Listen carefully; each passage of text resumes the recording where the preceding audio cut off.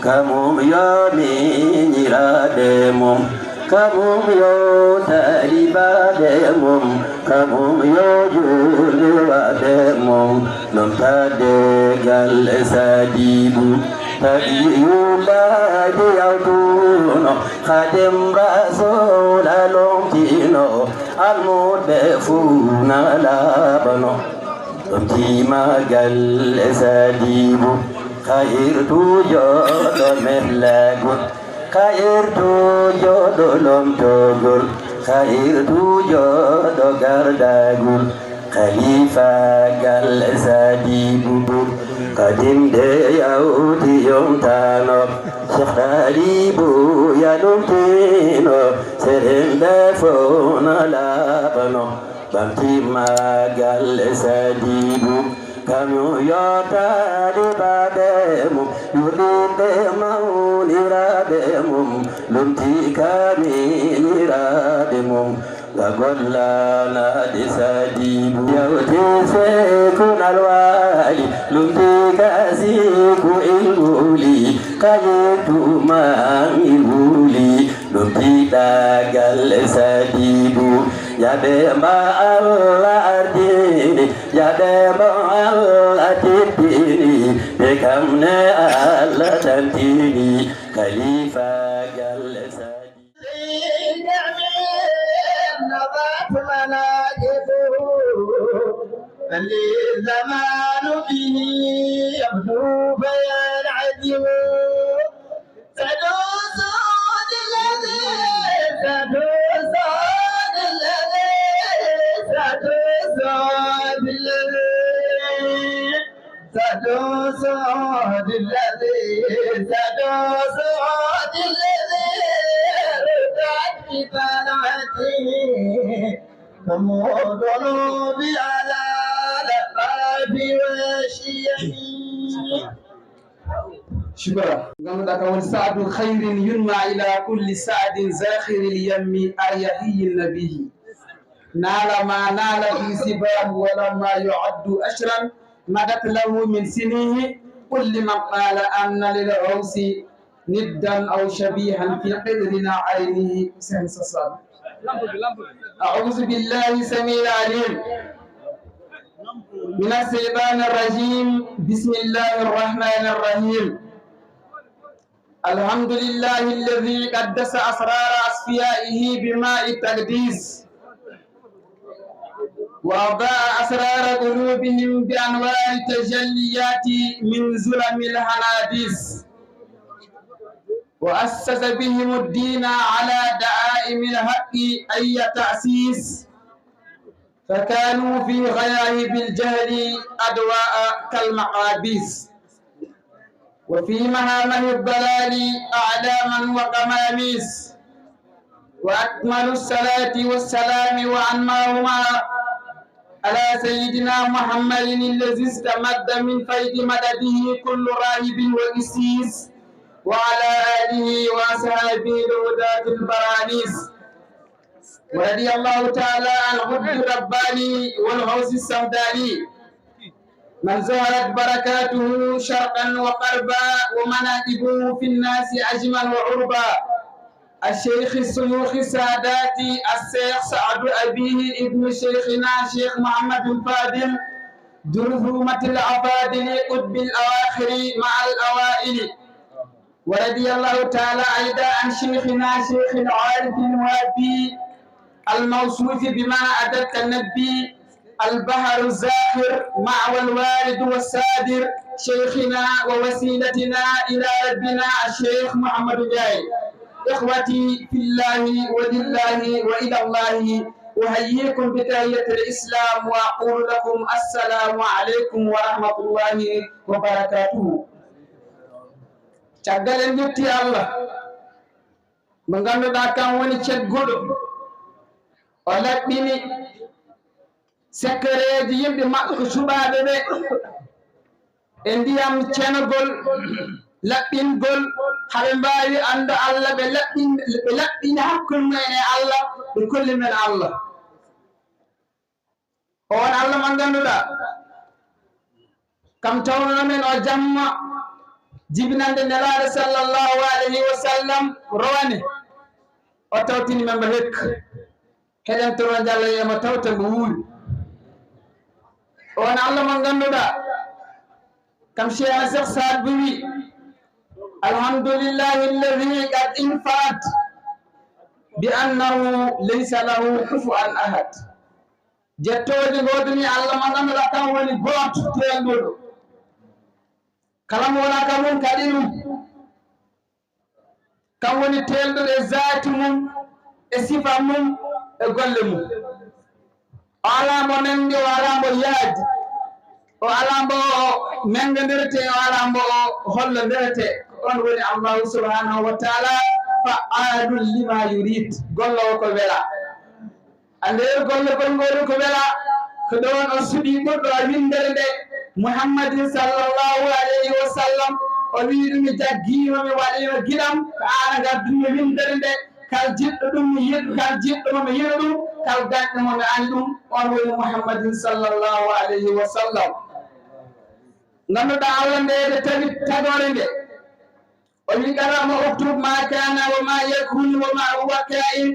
thumma aktub qawli la ilaha illa ana wahdi la sharika li wa anna muhammadan abdi wa rasuli o wi qaramgol kuɗol ngol windu ko wonno ko yoko arayat ko yoko tiɓi ko yoko woni ko fof mbinda wonde min woni goto Allah dawteɗo Muhammad o maccuɗam qalam o woyi mbo jaadite hoore hembo wonno mbo andi taka Allah kono mo anda Muhammad mbo wi Allah woynimi meɗa andi inde ma ka an tagimi kono noon nde inde nde cendodirɗa inde ma hoɗe woni nden o wi ɗum on woni Muhammad lawla Muhammad ma khalaqtu l arsha wala l kursiya wala samawat wala l ard wala ma baynahuma oɗo Muhammad simbe wonani kam mi tagata arsi mi tagata kursiyi mi tagata asmanuji mi tagatama lesdi kam woni ɗi ajlihi khuliqatil ashya'u wa bussida al arzaqu wal ala'u o woni sallallahu alayhi wa sallam ɗum tagi ceerno men sene Cheikh Saad Bou o fiɗmen foftin amantoje nelaɗo Allah sallallahu alayhi wa sallam machallah seereɓe fof manti en nani mimeyuma Cheikh Ousmane Ndiaye Fusa nonani hen waɗi noneyi nani toon Ibnu Muhayyab nani toon defte nani toon ceerno Cheikh Saad Bou kamne o arani e nelaɗo Allah o waɗani men ɗum abajada hawaysa haɗaya kala mana sa afada ɗasata sahar jogal o tongi ɗon mamtore nelaɗo beytel fof ko addingol laabi tati haɓɓoyi o wi fa kayfa yudkhilu bidaqatil basar hasru madaihi laha Allahu zakar holno mantirami nelaɗo ha kay kattan ɓandu hol ɓandu neɗɗo hattodirata mantude nelaɗo ha jetta mantoje ɗe Allah manti nelaɗo hol ɗum wonata o wi ɗum wawa won saabu Allah antana ala khuluqihi wa azzama Allah manti jikku nelaɗo Allah sallallahu alayhi wa sallam o mawnani en nelaɗo Allah sallallahu alayhi wa sallam yahan o hoɗoyi musidɗo mum goto han wonde sahabaɓe mum ɗiɗo on tottiɓe dammol hen sahabi goto hirsigol sahabi goɗɗo huttigol nelaɗo Allah wi sahabaɓe tawde ko an hirsi o hutti minnene moye waɗa gollam holko woni gollam mam ƴettu ɓoggol mi toyma mi adda ɗo neɗɗo defen ɓe mbino ɗum wonata ɗo wi wallahi ɗum wonat nelaɗo ƴetti ɓoggol o naate ladde he sob mintaji seeɗa o addi waɗe ne ganduɗa honede ala ɗon noon malaikaji ɗi asman o dilli Jibril jippi o wi nelaɗo dahin Allahu a'lamu haythu yaj'alu risalatihi tare Allah tigi rigi woni anndi waɗat nelal mum oɗo jokku mi jogiɗa ko an tigi rigi hande e nelal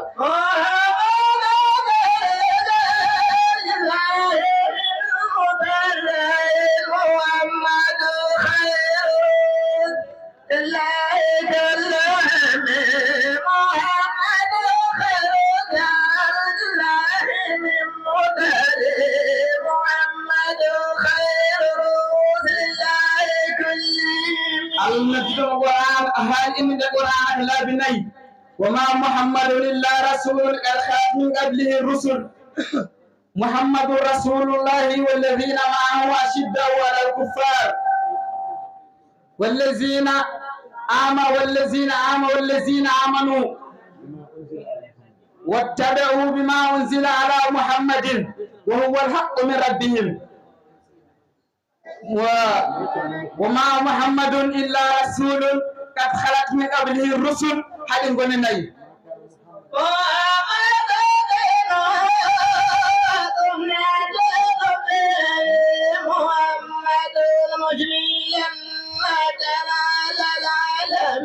ما كان محمد نبا أحد من رجالكم ولكن رسول الله وخاتم النبيين تلو نبي الله أدنى عن القرآن كنت جمع سيسا دوري أسمع على خلقه وأن جمع يوم على جبه إنك على خلق عظيم أن لا تجيكم أقوم مدى كما ماورو كما بيو كما هذا جانا سينا سيسا دوري دندم نلات وليك أهلا بشهر المولد كنان بسمر نبو شهر النبي الأمجدي أتى بسعد الأسعدي خير الورى محمد بسم الله أن لور تدور بسم الله لور جبنا النبي صلى الله عليه وسلم كنا دون يوتي أريد يا مرحبا مرحبا بليلة الفرج للخلق من كل ما يما إلى السمج ليل به برزت للخلق موجة من لولاه ما هم عز الدين للماجي هو رسول الذي علت مفاخره حتى علت في سماء العز والدرج خير خلائق أرسل الكون ملجأه عز البراهين والآيات والهجج أنوي محمد رسول الله كانوا سين سبسابا به تينا الشيخ أحمد الجاي فالشيخ أحمد الجاي بني جلال نمد محمد رسول الله جيكو جنان محمد رسول الله ويدك محمد شيخ أحمد الجاي ويدك أحمد الله إن محمد القرآن أحمد أي وإذ قال عيسى ابن مريم يا بني إسرائيل إني رسول الله إليكم مصدق لما بين يدي من التوراة ومبشرا برسول يأتي من بعد اسمه أحمد شيخ أحمد يا أحمد رسول الله لا يموت أمينة محمد كوباجي شيخ أحمد يا يموت تبا شيخ أحمد يا كوباجي محمد رسول الله وجبنا كمكة وفيرو ماي مدينة مقتدون شيخ أحمد يا جبنا كجلوف أي أولبود أو ماي مقتدون محمد رسول الله بين كما كان محمد نبي من رجالكم ولكن رسول الله وخاتم النبيين كم تمين أنا باركون كريكو النبي الأمي شيخ أحمد يا ولي الأمي هل ولي الأمي أهودكو ماي مانغ وليا بكو غورفو حالي مانتيم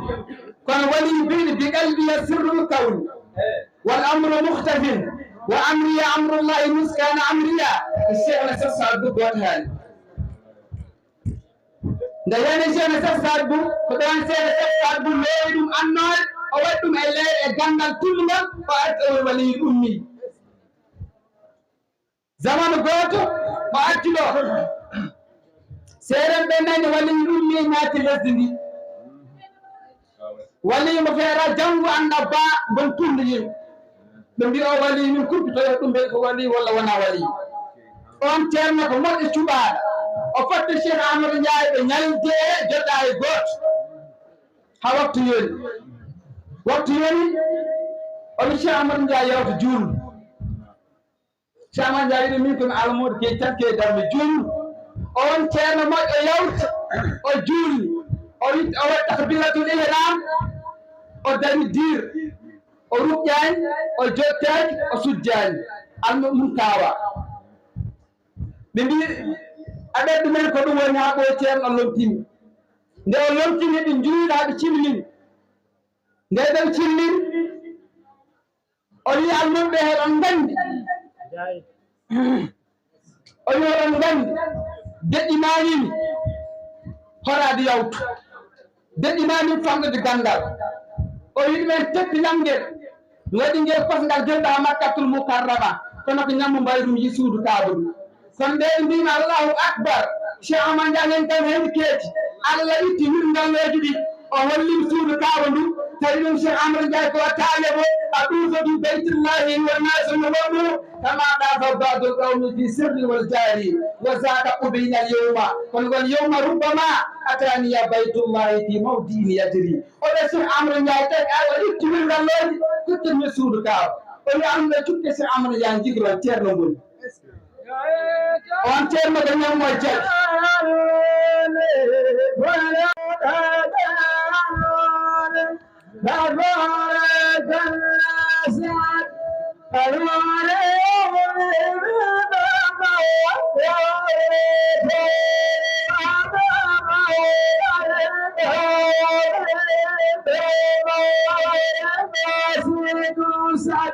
hanko ko yiɗo hoorema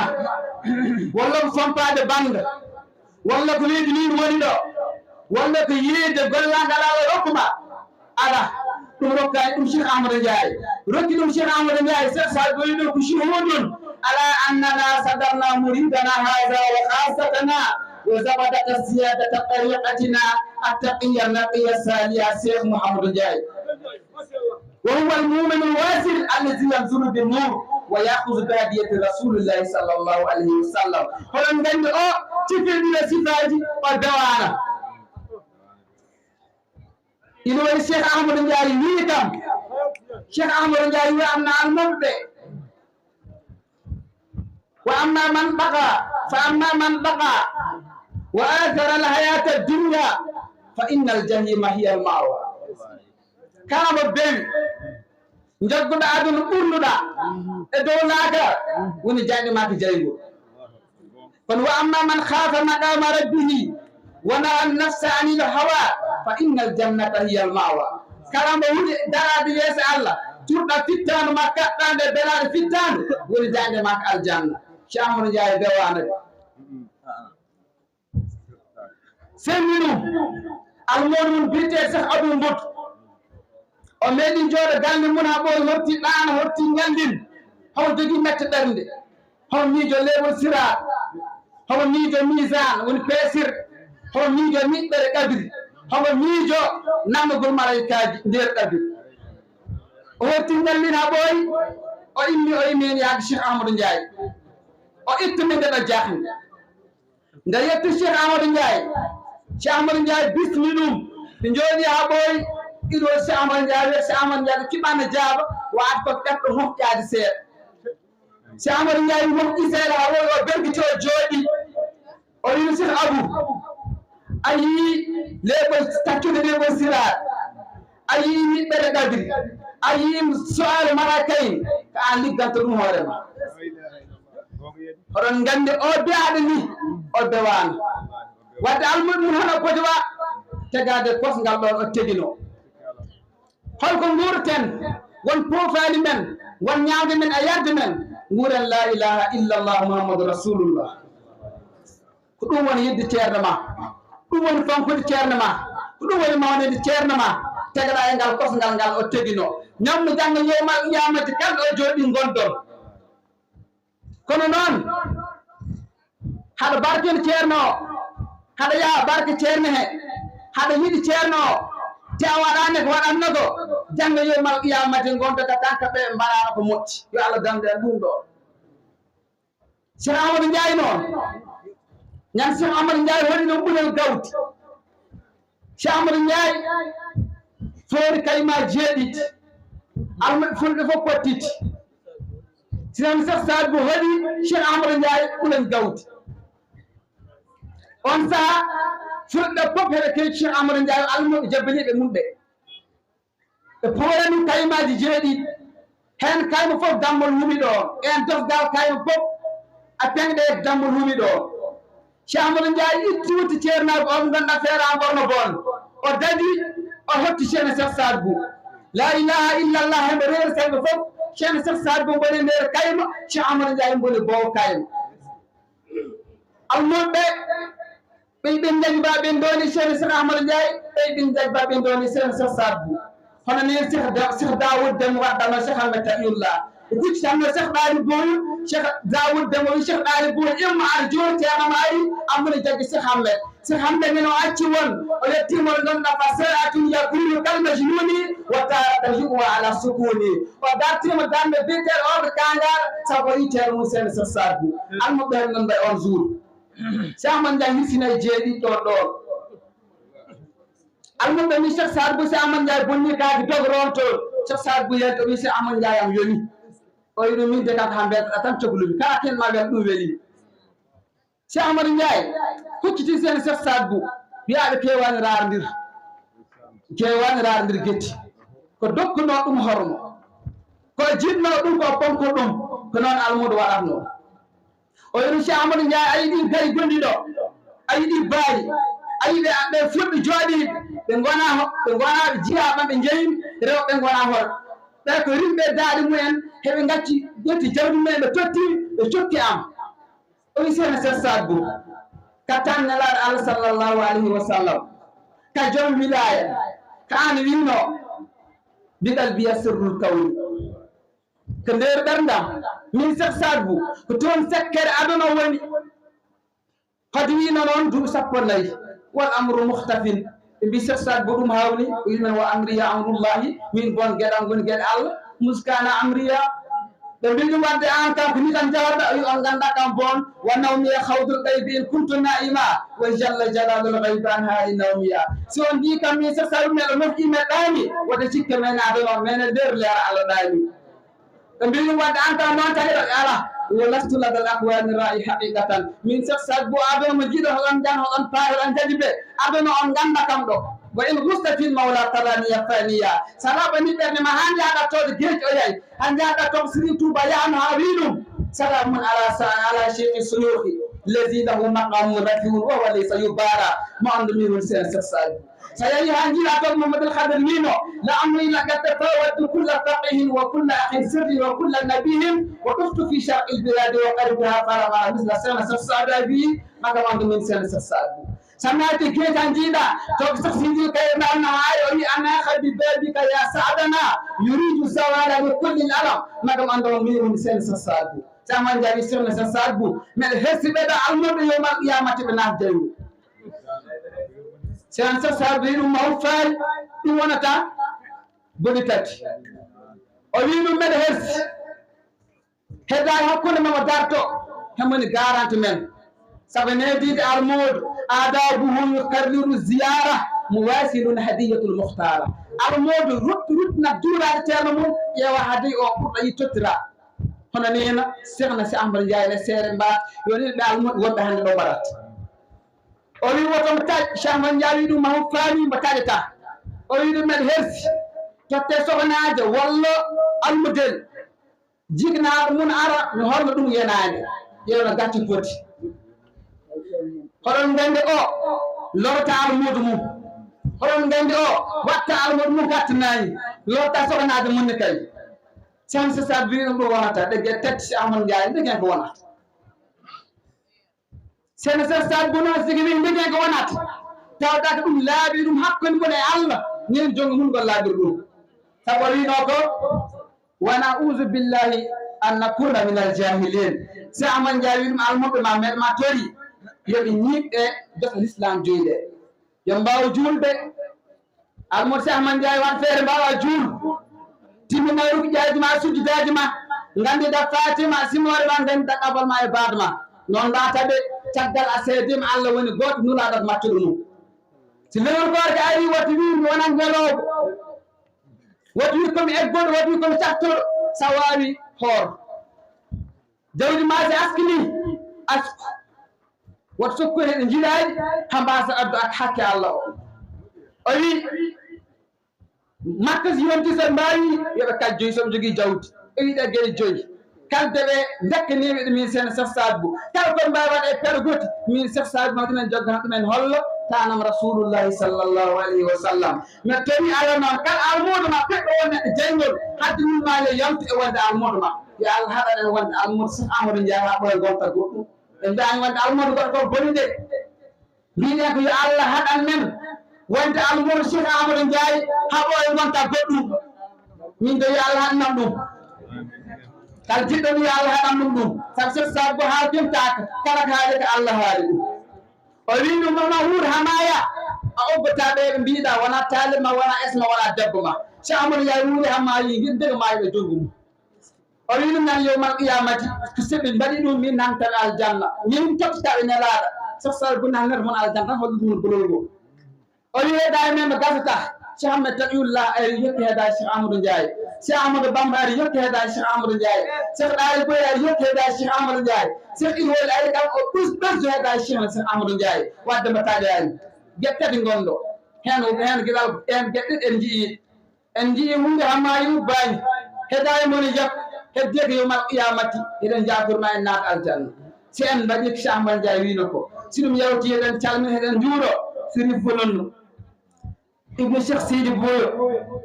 ibnu Cheikh Wolonno ibnu Cheikh Al Khalifa ibnu Cheikh na Cheikh Saadu Abi wali Allah boni jooɗi barki sene Cheikh Saadu wali Allah boni jooɗi hasi tawi foɗani anda waliyo kono wali Allah boni jooɗi woni Wolonno Sidi Boyo ñogi la ziyara kono sa welama kadi mbiyano ko Wolonno ɗo jeeya e banggal sene Cheikh Saadu Bou kono noon ko ɓi Sidi Boyo ko ɓi daari ko ɓi mane ko ɓi Kombarella ko nder wure jeeya o ara o gamma e nder galle he wadde Chérif ñogi la ziyara jila wacco sa wacco wa yaw ak ni nga andal Chérif musna toog benn bis sama kel nekk ci Cheikh Wolonno ci ngoon aljuma ma ne naa woote Chérif Wolonno mu defal ma ñaan ma woo ko bi ma décorosé maa ngi dégg mu ngi def ñaan moom waxul allo mais dafa décorosé rek continuer ñaan bi billahi bu mu paree man ma Saad Bou dañ ma woo rek ma xam ne ñaan bi nga soxal ma boole la ci ñaan bi oɗo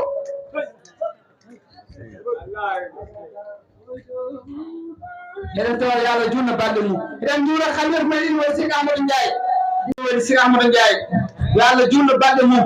kam e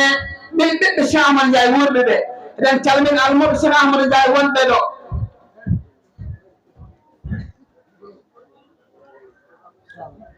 yo Allah junno balɗe mumen onon woɓɓe Allah jarama on jarama eɗen tawa yen tawte mo wuuri jamiyatul khuddam ni Cheikh Amadou Ndiaye wi onon jarama ɓe besmima moon ɓe daarima darde yonde e Nourul Huda ko Cheikh Amadou Ndiaye ahbabou Cheikh Amadou Ndiaye Ansaruddin ahbabul Huda ɓe tenniyam sokhna Oumar aɗa ɗum ñaagano kan waɗi ɗeɗo photoji ɗiɗi kuccidir oɗe bamɗo ror ko Ahmadou Malayni Ahmadou Pendoy waɗemo hoɗon ɗumen to ñaagano hoɗon jarlo hoɗon jaafo yo Allah hokki en tawtede mo wuuri Abdoul Aziz TV ñu ngi lay nuyu di la ziar machallah yaa ngi jàpp ci liggéey bi yaa ngi jàpp ci kër Cheikh Amadou Ndiaye ñu ngi nuyu waa TFM ñu ngi nuyu télé yi fi teew yëpp hada assalamu aleykum wa rahmatullahi wa barakatu kamum yomi ñirade mum kamum yo talibade mum kamum yo julwade mum non tade gal sadibu tadi yulade yawtuno khadim rasul alomtino almudefuna labano tima gal sadibu khair tu jodo melagut khair tu jodo lom togol khair tu jodo gardagul khalifa gal sadibu kadim de yauti yom tano Cheikh Talibu ya lumtino serenda fona labano bamti magal sadibu kamyo yota di bademu yudinde maunirabemu lumti kami nirabemu lagollana di sadibu yauti sekunal wali lumti kasiku ilmuli kayetu mangiluli lumti dagal sadibu yade ma Allah ardini yade ma Allah titini bekamne Allah tantini khalifa